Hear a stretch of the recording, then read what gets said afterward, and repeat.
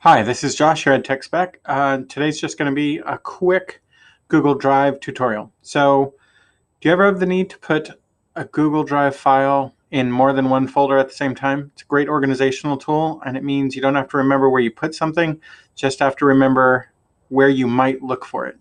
So I have some Google Docs here, and these are planning documents. And you can see these are all in my Q folder.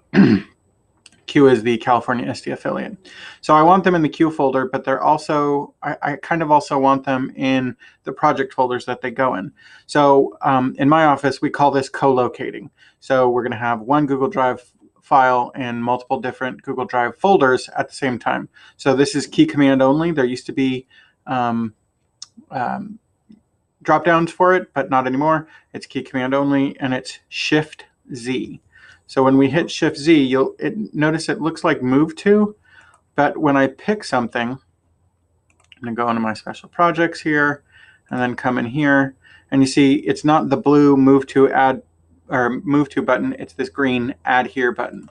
So when I click that and click OK, what you'll notice is if I click on this file again, over here, it's in two folders at the same time. It's in this 10/20/30 and the Q folder. And you can do this with more than one file at a time. Again, it's Shift Z and navigate to where we're going. All my stuff in special projects. Add, click OK. And then you'll notice when I click on here again, it shows in two different folders. And it's really just that simple.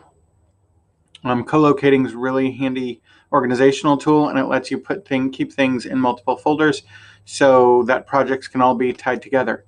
Very similar to the new workspaces, but that's a different video altogether. Happy Googling.